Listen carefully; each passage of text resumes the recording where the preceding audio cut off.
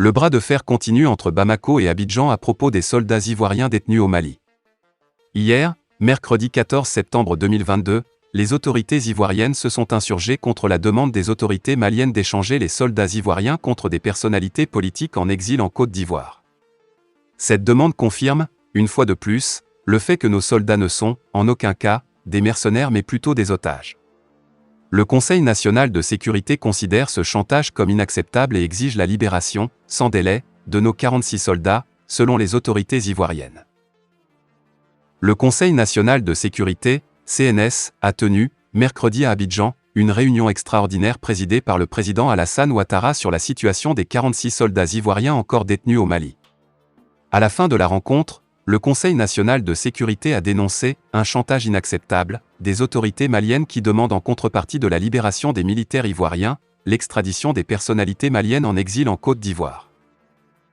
Le 9 septembre 2022, alors que l'on s'attendait à la libération prochaine des 46 autres soldats, dont l'arrestation était considérée, par le Mali, comme une affaire judiciaire, les autorités maliennes ont demandé qu'en contrepartie de la libération de ces 46 militaires, la Côte d'Ivoire extrade vers le Mali des personnalités qui, selon elles, bénéficient de la protection de la Côte d'Ivoire pour déstabiliser le Mali, a indiqué, dans un communiqué, le Conseil national de sécurité.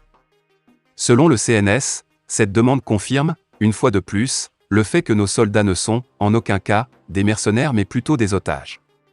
Le Conseil national de sécurité, précise le communiqué, considère ce chantage comme inacceptable et exige la libération, sans délai, de nos 46 soldats. Le chef de l'État indique, à nouveau, que la Côte d'Ivoire, pays attaché à la paix, à la stabilité et au respect de l'État de droit dans la sous-région, ne peut s'inscrire dans une logique de déstabilisation d'un pays tiers. En outre, il rappelle ces instructions selon lesquelles les opposants politiques étrangers, vivant en Côte d'Ivoire, sont tenus d'observer, en toutes circonstances, un devoir de réserve absolue concernant les affaires intérieures de leur pays d'origine, lit-on dans le communiqué. Le Conseil national de sécurité a aussi instruit officiellement la ministre des Affaires étrangères afin qu'elle saisisse la CEDEAO pour que l'institution sous-régionale organise, dans les plus brefs délais, une réunion extraordinaire des chefs d'État et de gouvernement sur la crise entre la Côte d'Ivoire et le Mali. Une solution durable à l'opposé d'une solution à sens unique. Assimi Goïta, le président de la transition du Mali, a conditionné, le vendredi 9 septembre dernier, la libération des soldats ivoiriens à l'extradition de certaines personnalités maliennes, en exil en Côte d'Ivoire et faisant l'objet de mandats d'arrêt internationaux émis par la justice malienne. Au même moment où la Côte d'Ivoire demande la libération de ces soldats, elle continue de servir d'asile politique pour certaines personnalités maliennes faisant l'objet de mandats d'arrêt internationaux émis par la justice, a déclaré le président de la transition. Malheureusement, précise Assimi Goïta, ces mêmes personnalités bénéficient de la protection de la Côte d'Ivoire pour déstabiliser le Mali. D'où la nécessité d'une solution durable à l'opposé d'une solution à sens unique qui consisterait à accéder à la demande ivoirienne sans contrepartie pour le Mali, selon le président de la transition. Les personnalités politiques maliennes qui sont en exil en Côte d'Ivoire et qui font l'objet de mandats d'arrêt internationaux émis par la justice malienne sont Karim Keïta, ancien président de la Commission de sécurité et de défense de l'Assemblée nationale et non moins fils de l'ancien président Ibrahim Boubacar Keïta, et Thiéman Hubert Koulibaly, ancien ministre de la Défense et des anciens combattants du Mali. Pour rappel, le samedi 3 septembre 2022, dans la soirée, les 3 femmes du groupe des 49 militaires ivoiriens arrêtés au Mali, le 10 juillet dernier, ont été officiellement libérées et remises aux autorités ivoiriennes. La République de Côte d'Ivoire déplore que des manquements et des incompréhensions aient été à l'origine de cet événement fortement regrettable. La Côte d'Ivoire, soucieuse d'entretenir des relations de bon voisinage avec le Mali, s'engage à respecter les procédures des Nations Unies, ainsi que les nouvelles règles et dispositions maliennes, édictées, relatives au déploiement des forces militaires au Mali, avait laissé entendre, après leur libération, Fidel Sarasoro, le ministre directeur de cabinet du président de la Côte d'Ivoire. A signalé que le 10 août dernier, les autorités judiciaires maliennes ont inculpé et placé sous mandat de dépôt les 49 militaires ivoiriens pour des faits de crimes d'association de malfaiteurs, d'attentats et complots contre le gouvernement, d'atteinte à la sûreté extérieure de l'État, de détention, port et transport d'armes de guerre et de complicité de ces crimes. Le 10 juillet 2022, les 49 soldats ivoiriens ont été arrêtés à l'aéroport de Bamako et considérés comme des mercenaires par les autorités maliennes.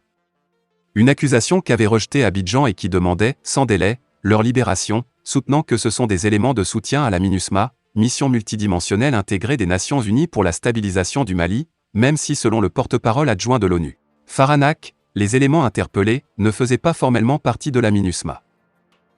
Fidèles à une tradition de chantage utilisée en stratégie de défense d'intérêts particuliers, les leaders de la coordination des mouvements de l'Azawad, CMA, ont encore fait parler d'eux en marge des travaux de la 6e session du Comité de suivi de l'accord pour la paix et la réconciliation au Mali, CSA. Élu à la tête de cette coordination controversée depuis le 17 juillet 2022, Al-Gaba Sargé Intala a indirectement menacé de reprendre les armes si le gouvernement n'agit pas dans le sens de leurs intérêts. Et curieusement, personne n'a réagi à cette menace non voilée au moment où les autorités ont pris des décisions importantes en faveur des ex-combattants. Si le gouvernement du Mali ne veut plus de l'accord pour la paix et s'il pense qu'il y a mieux que cet accord, qu'ils nous le disent très clairement. De notre côté, nous sommes prêts à s'adonner à l'exercice qu'il aurait choisi. Une déclaration attribuée à Al-Gaba Sargé Intala, président en exercice de la coordination des mouvements de l'Azawad, CMA, en marge de la 6e session de haut niveau du Comité de suivi de l'accord pour la paix et la réconciliation au Mali, CSA, tenue à Bamako le 2 septembre 2022. Autrement, ils sont prêts à la paix comme à la guerre en fonction de la satisfaction de leurs exigences aux dépens de la nation.